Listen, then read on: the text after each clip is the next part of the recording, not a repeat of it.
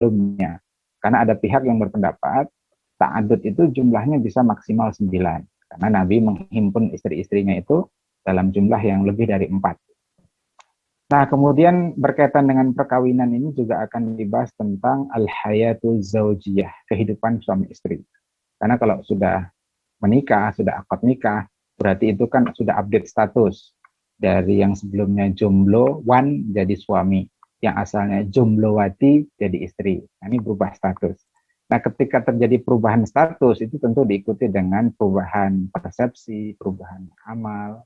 Nah, maka di sini dibahas. Sekaligus untuk memberikan gambaran sistem pergaulan dalam Islam, khususnya dalam lembaga rumah tangga itu harusnya seperti apa. Nah, jadi kalau kita lihat alurnya, ini sebenarnya asalnya itu adalah di az-zawaj. Yang lain-lain ini al-far'unya, ya, cabangnya. Nah, baik. Dari asal perkawinan ini juga nanti ada dibahas tentang azl. Ya, karena bagaimanapun kalau bicara perkawinan pasti berhubungan dengan al-wat'u atau hubungan badan suami istri. Ya, karena an-nikah sendiri maknanya adalah al-wat'u. Ya, meskipun sudah dibahas oleh Al-Mukarram, Sahibul Fadilah, Taufik, bahwa berbicara tentang lazah, ya, kenikmatan ketika melakukan hubungan badan, itu satu yang hatmian, satu yang pasti, dan tobi'ian, alami. Jadi mau diniatkan atau tidak, menjadi fokus tujuan atau tidak, itu otomatis. Gitu. Nah, hanya saja ini nanti terkait dengan kenapa azl ini bahas, karena nanti berkaitan dengan kalau di Indonesia itu misalkan ada program keluarga berencana, kemudian dikaitkan dengan penggunaan alat-alat kontrasepsi.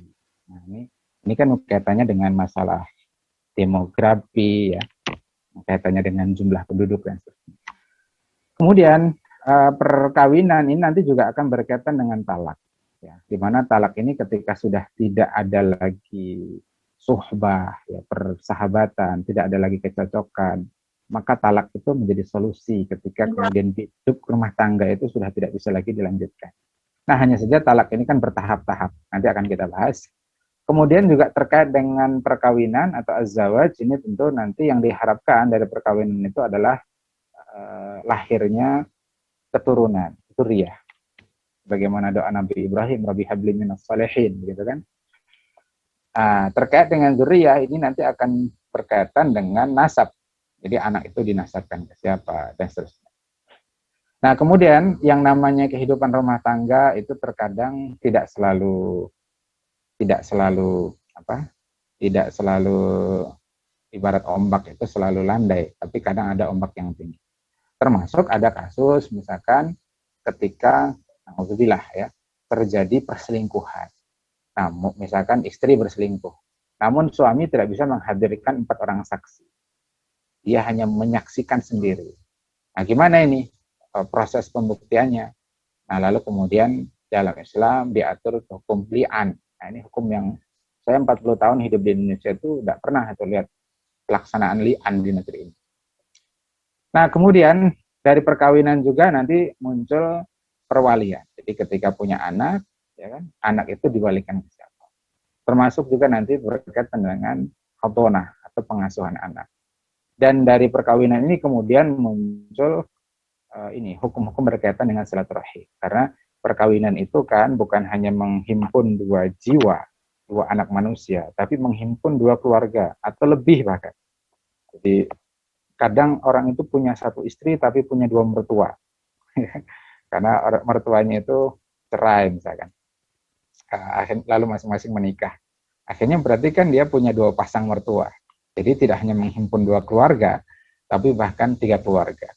Apalagi kalau kedua pasangan itu juga masing-masing cerai gitu kan. Sehingga kemudian orang tuanya masing-masing punya 2 keluarga. Jadi 4 keluarga yang dihimpun. Nah, berarti di sini ada hukum-hukum berkait dengan menjaga hubungan rahim atau silaturahim. Nah, ala kulli hal semua itu tujuannya, ya, tujuan pembahasan ini adalah untuk memberikan gambaran tentang an-nizamul ijtima, sistem pergaulan yang khas, ya, yang punya model yang khas. Tirazun khasun, punya model yang khas, yang unik, yang berbeda dengan yang lain.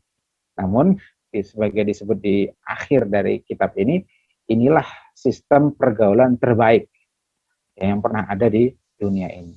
Jadi kaitannya memang sebagaimana disinggung, kitab ini bukan kitab fikih murni, bukan kitab fikih ansih, ya, tapi kitab ini sebagian tema-tema fikih, ya, sebagian cuplikan dari tema-tema fikih untuk memberikan gambaran anizom, ya, sistem dalam pergaulan laki-laki dan perempuan itu seperti apa.